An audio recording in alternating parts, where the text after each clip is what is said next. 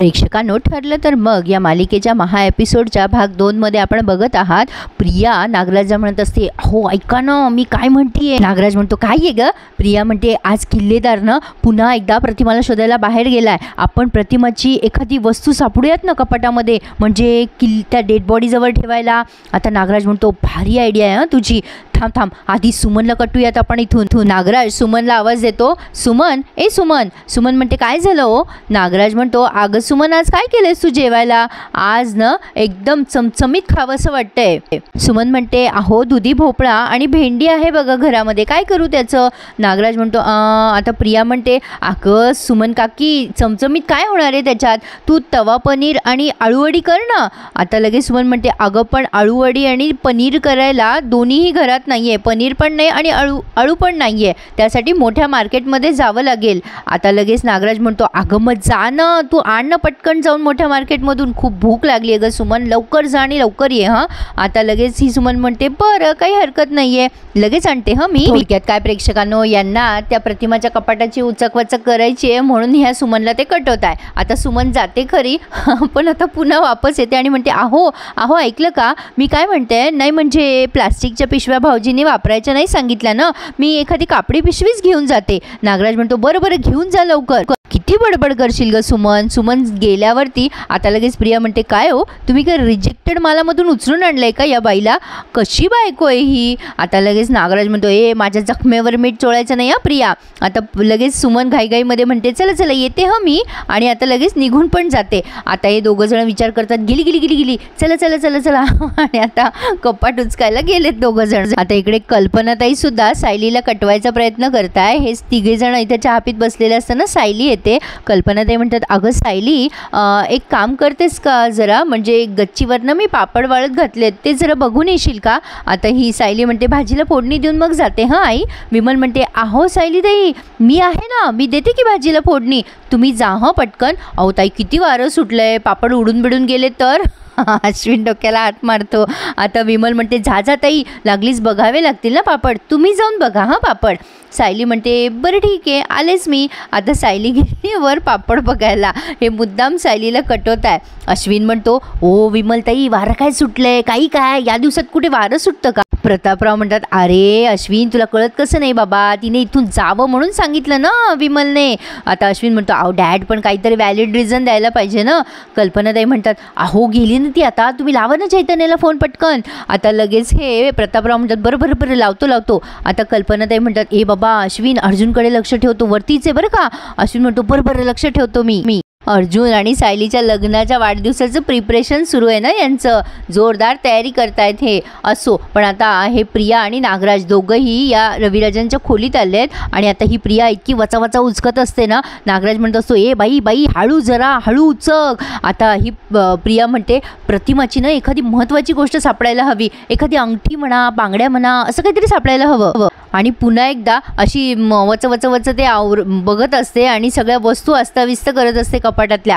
तिला काही वस्तू सापडे ना, वैतागून म्हणते, अरे यार इथे एक पण वस्तू नाहीये, नुसत्या साड्या भरलेल्या आहेत या कपाटात. आता तो नागराज म्हणतो, ए बाई हळू ना जरा. अगं दादाला प्रतिमाची आठवण आली ना की दादा एक एक वस्तू बघत असतो ग बाई त्या कपाटातल्या, यातली एक जरी वस्तू इकडची तिकडे झाली ना तर दादाला संशय येईल. काय बावळटेस ग तू. आता प्रिया म्हणते, हे तुम्ही आत्ता सांगताय का मला. अहो मला वाटलं होतं 20 वर्षापासून या कपाटाला कोणी हात लावला नसेल. एक मिनिट, किल्लेदार जर नेहमी या वस्तू काढून बघत तर त्या किल्लेदारला संशय येईल ना. आपण जर याच कपाटातली एखादी वस्तू त्या प्रतिमाच्या डेड बॉडी जवळ ठेवली तर. तुम्हाला आधी सांगायला काय होतं मला. नागराज म्हणतो, आई शपथ माझ्या लक्षातच नाही आलं ग. अगं पण आपण आता काय ठेवायचं त्याच्या पुढे, पण प्रतिमाची डेड बॉडी हे लक्षात पण आलं पाहिजे ना. तर नागराज आणि प्रियाला प्रश्न पडलाय की आता असली कुठली वस्तू आणावी जेणेकरून किल्लेदारला कळेल ती प्रतिमाचीच डेड बॉडी आहे. आता इकडे चैतन्य त्याचं काम करत असताना प्रतापराव त्याला फोन करतात. चैतन्य म्हणतो, बोला काका. आता प्रतापराव म्हणतात, अरे चैतन्य तिकडे साक्षी नाही आहे ना जवळपास तुझ्या. आता चैतन्य इकडे तिकडे बघतो आणि म्हणतो, नाही हो काका, पण काय झालं.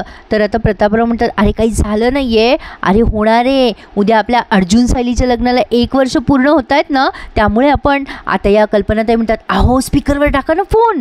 प्रतापराव म्हणतात, बरं बरं टाकतो थांब. आता चैतन्य तिकडनं म्हणतो, अरे वा छान छान. मग कल्पनाताई म्हणतात, अरे ऐक ना चैतन्य, आपण अर्जुन सायलीच्या लग्नाची ॲनिव्हर्सरी साजरा करणार आहे आणि आपण त्यांना हे कळू द्यायचं नाही आहे. आहे. अश्विन पण सांगतो त्याला, हो रे चैतन्य, दादा वहिनीसाठी सरप्राईज आहे बरं का.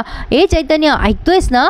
आता चैतन्य म्हणतो हो हो ऐकतोय ना मी. आता प्रतापराव सांगतात की साक्षीला काहीतरी कारण सांग आणि तू इकडे निघून ये. अश्विन म्हणतो चैतन्य सगळे डिटेल मी तुला मेसेज करतोय.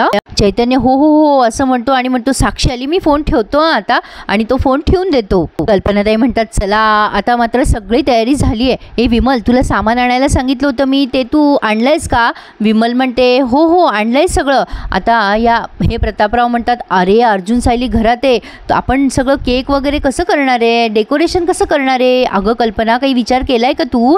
कल्पनाताई म्हणतात अहो मी केलाय विचार. मी काय करणार आहे, अर्जुन जेव्हा ऑफिसला जाईल ना तेव्हा त्याला डब्बा देणारच नाहीये, म्हणजे सायली त्याचा डब्बा घेऊन जाईल की ऑफिसमध्ये, मग आपण सगळी तयारी करूयात घरी.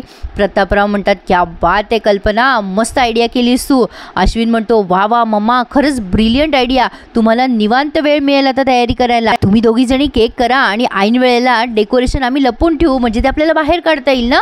आता प्रतापराव म्हणतात आता लगेच सायली आली आहे म्हणून हे लगेच विषय बदलतात. अगं कल्पना, मला ना उशीर होईल, माझी वाट नको बघूस. आता अश्विन पण म्हणतो हो हो मम्मा, मला पण उशीर होणार आहे. सायली म्हणते आई मी आलेच, भाजीला फोडणी टाकतीये. आता इकडे अर्जुनची तगमग चालू आहे. तो विचार करतोय नाही नाही नाही नाही, मिसेस सायली जर खरंच घर सोडून गेला तर. नाही नाही नाही नाही, मला त्यांना कन्व्हिन्स करावंच लागेल, मी काही झालं तरी त्यांना जाऊ देणार नाही. काय करू आता. आता अर्जुन त्याच्या पुढच्या तयारीला लागलाय जेणेकरून सायली घर सोडून जाणार नाही, एवढंच त्यांनी दाखवलंय.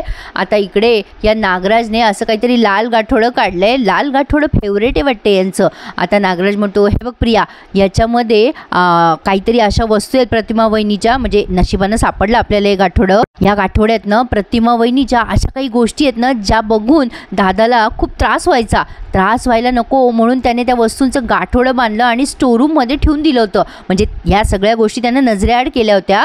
मग ही प्रिया म्हणते या गाठोड्यात नेमकं काय काय आहे हे त्या किल्लेदाराला नीट आठवत नसणार आहे, म्हणजे एखादी वस्तू मिळाली तर आपण त्या बेवारस डेड बॉडीवर ठेवून देऊयात आणि ती वस्तू प्रतिमाचीच आहे हे किल्लेदारच्या लक्षात येईल ना. मग आता या दोघांचं तर ठरलंय, पण आता तेवढ्यानी सुमन परत येते. रिक्षावाल्याला म्हणते थांबा दादा, मी 5 मिनिटात परत येते. आता असं म्हणून सुमन गेली आतमध्ये. सुमनची साडी छान आहे ना, आणि एकदम बघते तर काय या दोघांचे असे कुटाणे सुरू असतात. आता नागराज घाबरतो आणि प्रिया पण घाबरते सुमनला. सुमन म्हणते काय चाललंय तुमच्या दोघांचं इथे. आता इकडे कल्पनाताई आणि प्रतापराव सगळ्यांचा प्लॅन फ्लॉप होताना दिसतोय त्यांना, कारण अर्जुन फोनवर सांगतोय मी आज घरीच काम करणार आहे आणि ऑनलाईन वर्क करणार आहे, मी काही ऑफिसला येणार नाही आहे. आता हे कल्पनाताईंनी जरा पुसट ऐकलंय. अर्जुन आता तिथेच बसलाय टेबलवर आणि सगळ्यांना गुड मॉर्निंग करतोय. आता म्हणतोय सायली माझा आज डबा नको करूस, मी आज ऑफिसला नाही जाते. सायली बरं म्हणते. आता लगेच अश्विन म्हणतो का. कल्पना ते पण म्हणतात का बरं घरी आहेस रे बाबा तू आज. आता लगेच अश्विन म्हणतो ए दादा तुला बरं वाटत नाही आहे का, औषध देऊ का तुला. नाही म्हणजे तुला ऑफिसला जाता येईल ना, सुट्टी बिट्टी नको रे उगाचच. अर्जुन म्हणतो अरे मी एकदम फिट आणि फाईन आहे अश्विन. प्रतापराव म्हणतात नाही नाही अर्जुन चुकीचं आहे हे. अरे अशी कुठे असतं का असं, बॉसच जर सुट्ट्या मारायला लागल्या तर एम्प्लॉई पण सुट्ट्या मारतील ना. अर्जुन म्हणतो अरे डॅड मी सुट्टी वगैरे नाही घेत आहे, मी घरून काम करतोय, म्हणजे 1-2 केसेस आहे त्याची स्टडी करायची आहे मला, मी स्टडीमध्ये बसून करत बसेल माझं काम. काय आहे ना ऑफिसमध्ये ही कामं करता येत नाही मला. कल्पना ते म्हणतात हां बरोबर आहे, पण आता यांना सगळ्यांना काही सुचे ना आता काय करावं आणि अर्जुनला घराच्या बाहेर काढावं. आता मात्र इकडे सुमन चांगलीच यांची खबर घेते आणि म्हणते काय हे प्रतिमा वहिनीचं गाठोडं आहे ना हे, आणि भाऊजी वस्तू कधीच बाहेर काढत नाही, तर तुम्ही का काढतायत ह्या वस्तू बाहेर. नागराज म्हणतो अगं सुमन तुला काय सांगू, अगं तन्वीला ना खूप अस्वस्थ वाटत होतं ग सकाळपासून, सारखी म्हणत होती माझ्या आईच्या वस्तू दाखवा, डोळ्यातून पाणी काढत होती ग. माझ्याच्यानी काही बघवलं गेलं नाही हे सगळं. माझ्या लक्षात आलं की हे गाठोडं दादाने स्टोरूममध्ये ठेवलं होतं ना, लगेच मी घेऊन आलो बघ तिला दाखवायला. सुमन म्हणते मान्य आहे, पण भाऊजींना कळलं तर ते रागवतील आणि त्यापेक्षा जास्ती त्यांना वाईट वाटेल. प्रिया लगे रडायचं नाटक करते आणि म्हणते अगं सुमन काकी मला एकदा डोळे भरून माझ्या आईच्या वस्तू बघू दे ग, मी प्रॉमिस करते तुला मी सगळ्या वस्तू बघेन आणि सगळं जागेवर ठेवेल ग. सुमन म्हणते हो ग बाळा मी कसं काय नाही म्हणू ना तुला या गोष्टीला, पण काय आहे ना. लगेच प्रिया म्हणते पण काकी अगं आम्ही दोघांनी हे गाठोडं बाहेर काढलं हे बाबाला कळू देऊ नकोस. सुमन म्हणते नाही मी नाही सांगणार भाऊजींना, ते चिडतील ना माझ्यावर.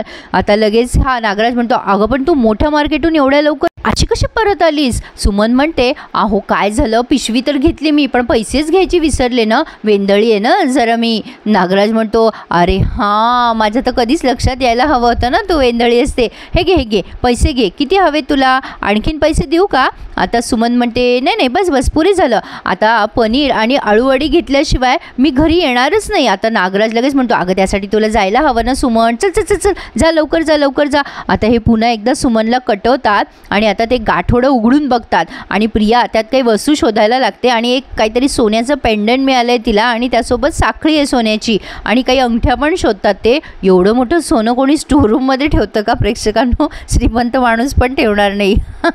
असो, जोक्सचं पार्ट. पण रिव्ह्यू आवडतच असेल तर प्लीज लाईक करायला आणि माझं चॅनल सबस्क्राईब करायला विसरू नका. तर प्रिया नागराजला म्हणते, ही वस्तू बरी आहे, आपण हीच ठेवूया डेड बॉडी जवळ, म्हणजे या किल्लेदारचा विश्वास बसेल ना की ती डेड बॉडी प्रतिमाचीच आहे. आता भल्या रात्री हा चैतन्य साक्षीला झोपू देतो. साक्षी झोपली आहे याचा अंदाज घेतो आणि अलगदपणे पटकन टी शर्ट घालून निघतो अर्जुनच्या घरी जायला. आता हा चैतन्य जातो तेव्हा लगेच या साक्षीला जाग येते आणि ही साक्षी उठून बघते तर काय, चैतन्य नाही आहे तिच्या बाजूला. आता ती लगेच इकडे तिकडे शोधायला लागते आणि विचार करते कुठे गेला असेल चैतन्य.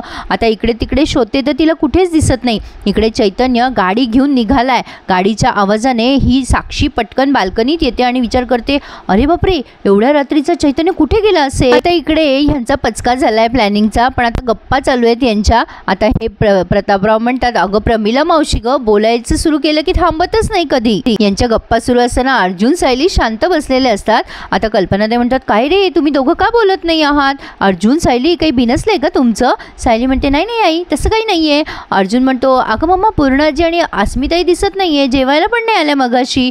कल्पनाताई म्हणतात, अरे पूर्णाई मंदिरात गेल्या ना, त्या दमल्यात, त्या त्यांच्या खोलीतच जेवल्या मगाशी. अश्विन म्हणतो, बरं आहे ना, अस्मिताई पण लगेच जेवून झोपली, ते आपल्यासाठी चांगलं झालं. बरं झालं बाबा, त्यानिमित्ताने ती लवकर जेवली आणि झोपली. मग अर्जुन म्हणतो, एनिवे आता ना माझा मस्त प्लॅन आहे, आपण रात्रभर बसून गप्पा मारूया. विमल कॉफी कर ग माझ्यासाठी. तर आता मात्र हे सगळे भेदरलेले चेहरे घेऊन त्या अर्जुनकडे बघायला लागले. प्रेक्षकांनो मजा आली असेल ना आजचा रिव्ह्यू बघायला. भाग 2 छान होता. तर इथेच त्यांनी आजचा भाग पूर्ण केलाय. तर पुढे आपण बघतोय खूप आनंदाने यांनी सायली आणि अर्जुनच्या लग्नाचा वाढदिवस साजरा केलाय. पण अजूनही आपल्याला कळलेलं नाहीये असं काय होणार आहे जेणेकरून सायली आणि अर्जुन त्यांचं नातं कबूल करणार आहेत. हे सगळं जाणून घेण्यासाठी अजून आपल्याला थोडी प्रतीक्षा करावीच लागणार आहे. त्यामुळे चॅनलला सबस्क्राईब करून ठेवा आणि रिव्ह्यूला लाईक करायला विसरू नका. ठरलं तर मग या मालिकेच्या डेली रिव्ह्यूसाठी पुढचा प्रोमो पुन्हा त्यांनी तोच दाखवला की अश्विन म्हणतो काहीतरी इच्छा मागा आणि हे दोघं जण मनात त्यांची इच्छा मागतात. तर असा होता आजचा एपिसोडचा रिव्ह्यू. नक्की लाईक करा. धन्यवाद.